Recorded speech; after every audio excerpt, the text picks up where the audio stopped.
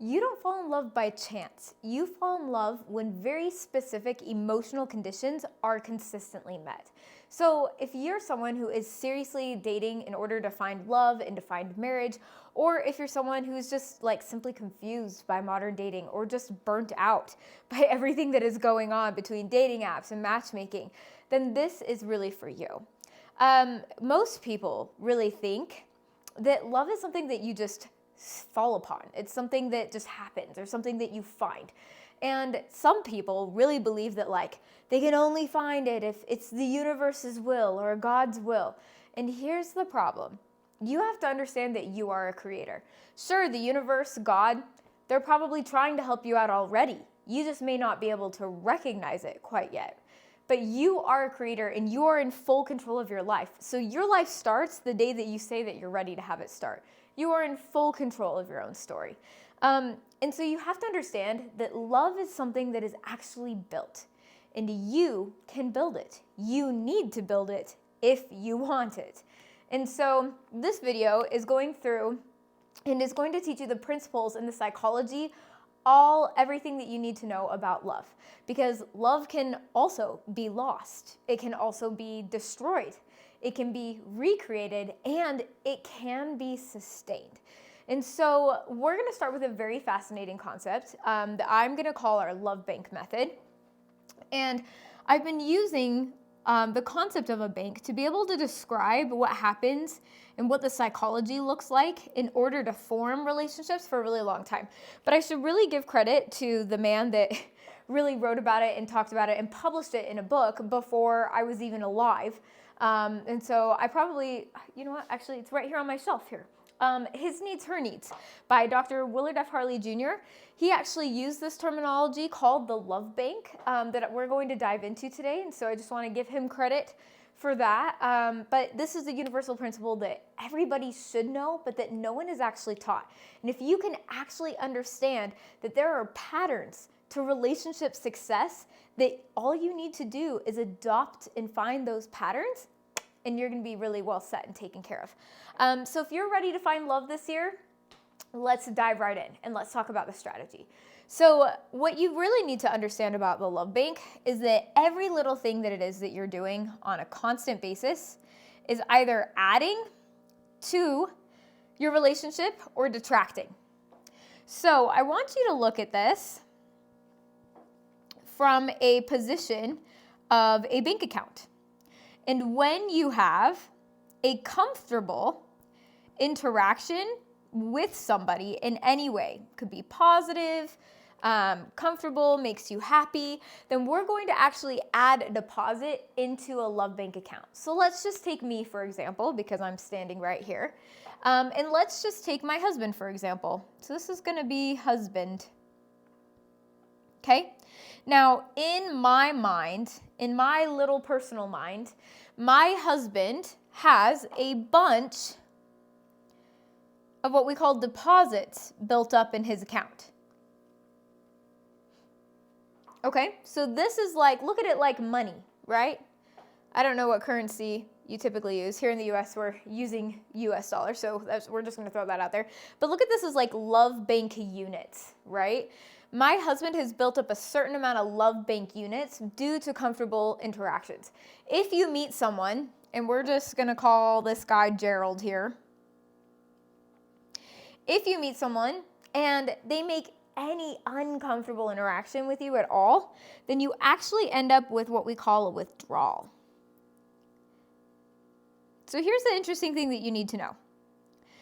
Every time that you meet someone, you open up what we call a new bank account. Anytime that you start to accumulate either deposits or withdrawals, that account basically stays active. If, for example, you meet someone, you're on a vacation, and you never run into that person ever again in your lifetime, then that account will probably close over time just due to inactivity. But every single person that you know actually has an account. Your parents have an account, your siblings have an account, your grandparents have an account. And this is just how relationships form all together. Okay, your coworkers have an account.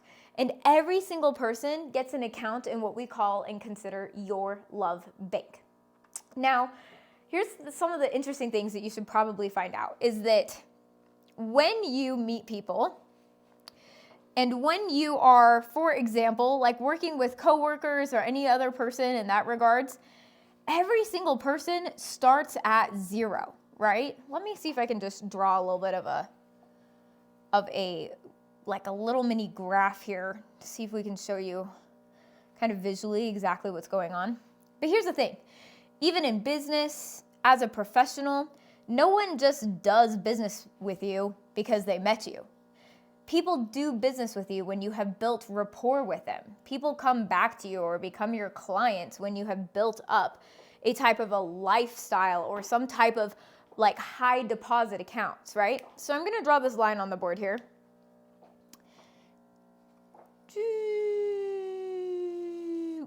Sorry, we're dealing with sound effects today, guys. And so every time you meet somebody, you're going to get a new account that gets opened for every single person. And so this is really the psychology of what you really need to know. People that end up with deposits that go into your account are typically people that we would consider we like. People that create withdrawals are people we typically dislike. Now, you'll find commonly, we don't actually have a ton of people in this dislike category because the people we dislike, we just avoid. We don't really hang out with that much. The people that we like are the people that we spend more time with, right? So here's the thing that you need to know. It's like, how do we create love? If you're looking to find your person, if you're looking to get married, there's going to be a lot of things that you're going to want to look for. But at the end of the day, people get married because they're in love. Now, let me tell you what I don't recommend. I don't recommend marrying for love. But if you're not in love by the time that you're getting married, you've absolutely done it wrong. There are a lot of things that you should be getting married for. Compatibility and a lot of different things that like really flow together. Obviously, if you can find someone that shares in your similar beliefs, similar parenting styles, if you're family oriented, maybe you want a family, maybe you don't. There's so many other things that are really, really important that you shouldn't just meet someone and hope to be instantly in love.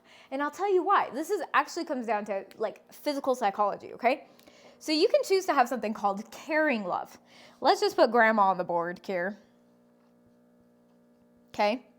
You can choose to have caring love for grandma. You can spend time with her. You can read to her. You can hang out, do whatever you want to, go see movies, play, whatever, right? You can choose to have caring love for grandma. You can choose to have caring love for your kids. Romantic love is completely different. That is, from a psychology perspective, it is an actual reaction. It is a neurological and chemical reaction that occurs in your brain. You cannot choose to have romantic love. So how do you build romantic love, right? Because you can choose to have caring love. Caring love comes in investments of time and energy and listening and patience and all sorts of different things, right? You can choose to have caring love. You cannot choose romantic love. So how do we figure out how to create love? Well, let me tell you. You just put in a lot of deposits over time. Okay, now let me tell you that somewhere in everyone's bank account, they have what we call a romantic love threshold barrier line. Do you see this dashed line here? That's what this line is going to be. We're going to call this the romantic love threshold, okay? The romantic love threshold means that once you build up enough deposits over time that you cross into that threshold, you've triggered romantic love. So when you meet someone, and when I met my husband, he put in a few deposits, and then we kept meeting, we kept spending time together, and he put in more and more and more until one day he had so many deposits that I actually fell in love with him. I don't say that to be rude. It's not that I actually fell in love with him or that I couldn't possibly fall in love with him. It's just that he gave it enough time and that I was able to fall in love with him. And that is, of course, when we decided that we would start getting married. Now, this is really typically the point where every single person decides that they're really going to get married. And so that romantic love is really, really helpful to creating and starting and sustaining a good relationship. But you also have to understand that my husband had his own bank account. And it probably took me a while to also fill his romantic love threshold. Now, this number is going to be different for everyone. So, like, we're just being, methodical here. Let's just say that my romantic love threshold line was at, like, I don't know, 2,500 love units. So my brother, my mom, my whatever, they may have all been people that we like or people that I, genuinely care about or I love, depending on how many deposits that they actually have. But no one had actually gone through and crossed that romantic love threshold. And that's mostly because when we are dating, there are things that a potential spouse or your spouse does that we don't let anybody else fill. And typically, you're responsible for filling your own physical needs. You're responsible for getting your own logical needs met, which is why we have friends, like for communication purposes and problem solving, right? But when it comes to our spouse, the only thing that our spouses really do that we don't let anybody else do is fill emotional needs.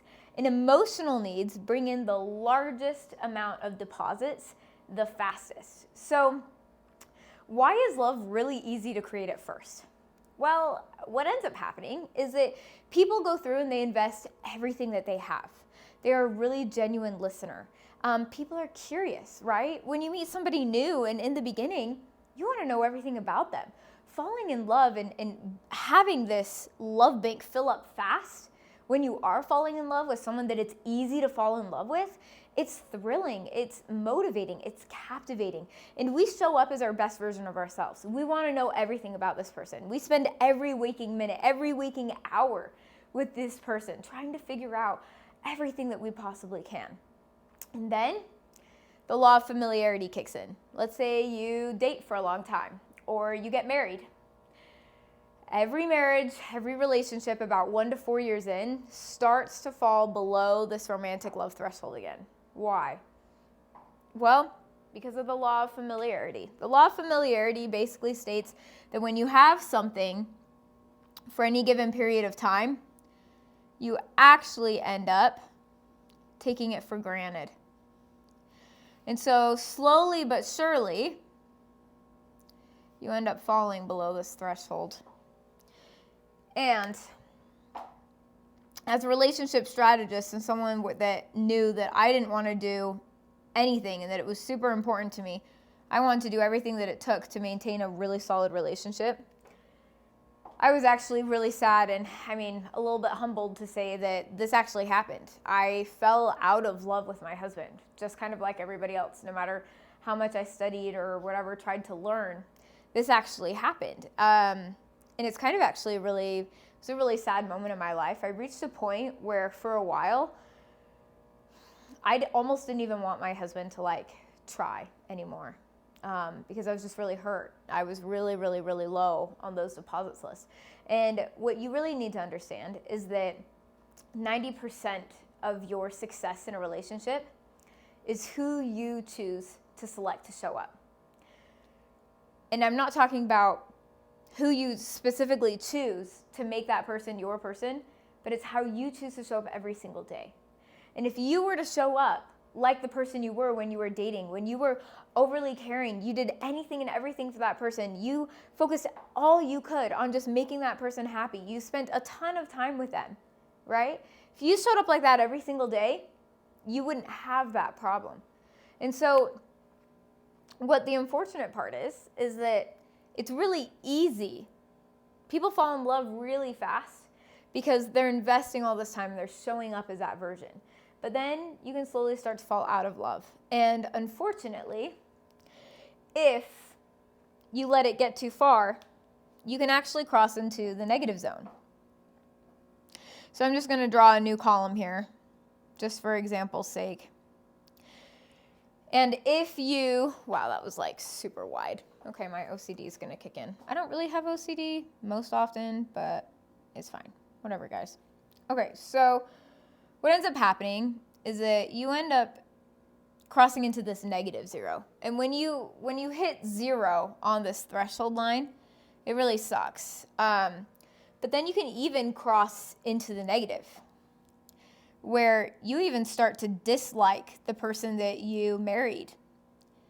I see this all the time. It's happened with family, it's happened with extended family, it's happened with a lot of people. And so when you go through and you cross into this negative, you also have to understand that there's an unfortunate weird line down here.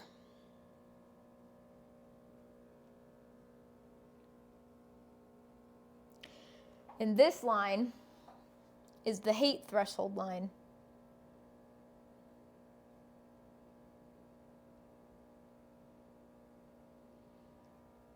Remember, up here we have our romantic love threshold up here. And down here you have a hate threshold. Now, luckily I never even crossed into this, but I've witnessed this on several hand accounts where you are crossing into the hate threshold, and it really sucks.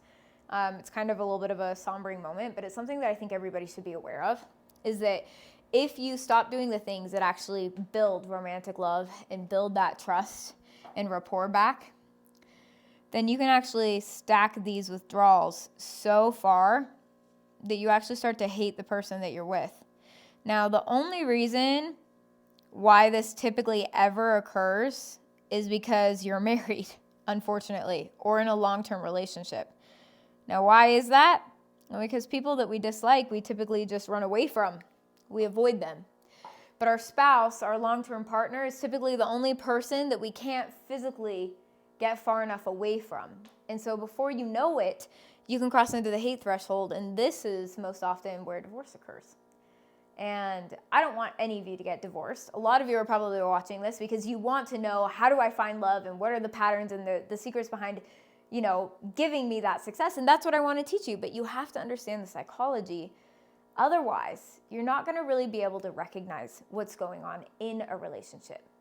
And so this is something that we really want to do our best to very much avoid, obviously.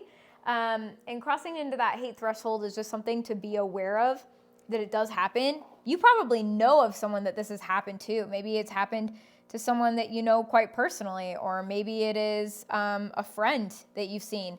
And sometimes people go through and cross that hate threshold really fast. I have definitely met people that got married and divorced within the same year.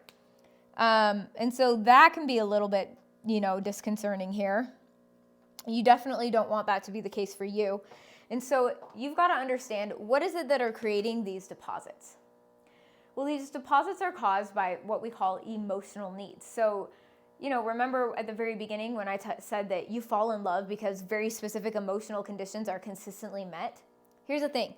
If you have some behaviors that really just drive your spouse, your future partner, your boyfriend, your girlfriend absolutely insane, those are going to create some permanent withdrawals, and they're habits of withdrawals. So the first thing we have to do is we have to stop doing the bad habits.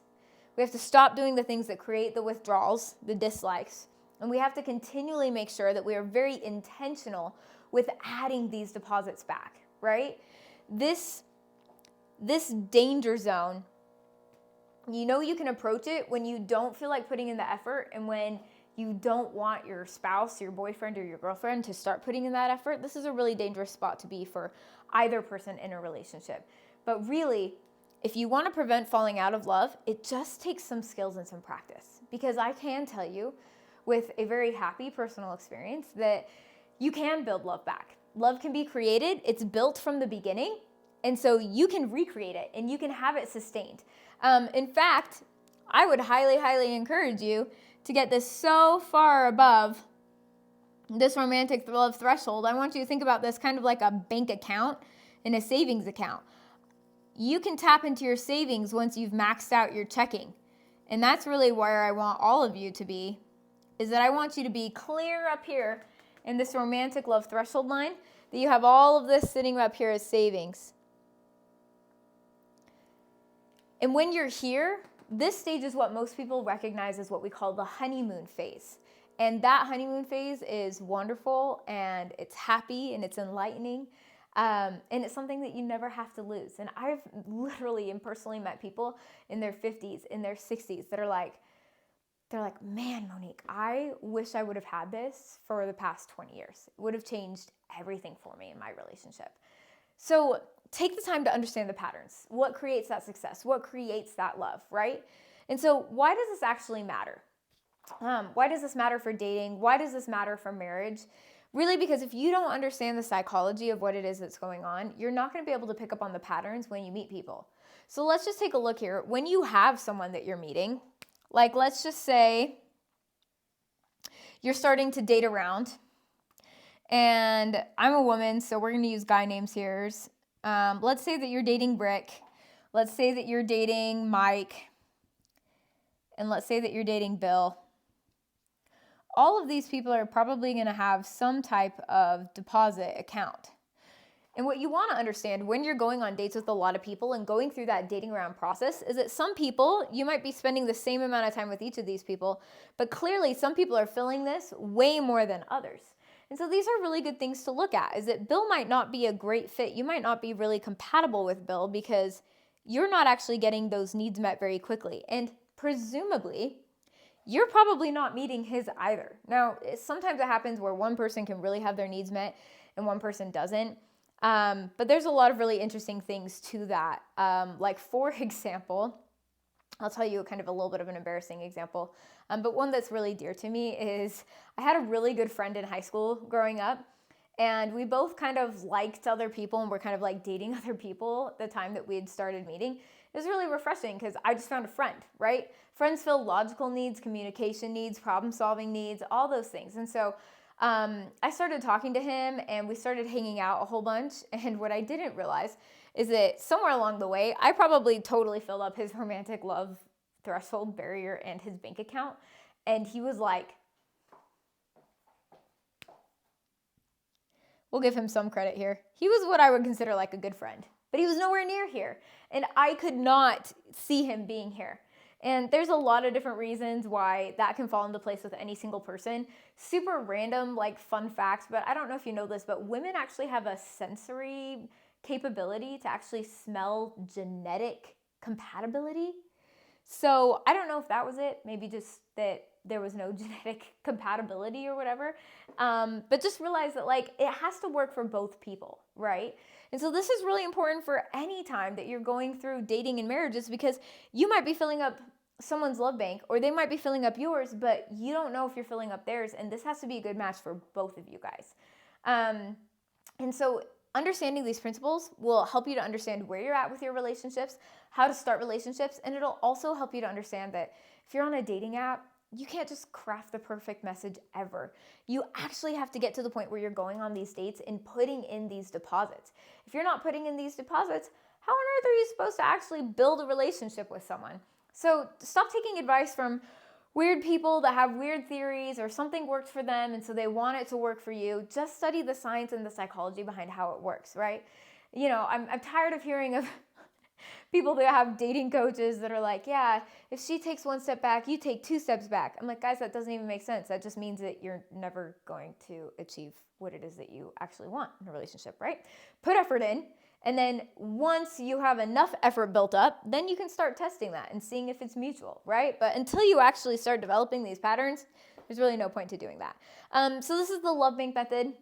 It's one of the principles that we actually go through and teach. And so if this framework really like gave you some clarity, gave you some answers that you've really been looking for, feel free to subscribe here for more and drop me a comment as to what other relationship strategies you want to hear. And I will do my best to provide some more videos for you. So I hope that this was great for you and I hope that you found this valuable and have a great day.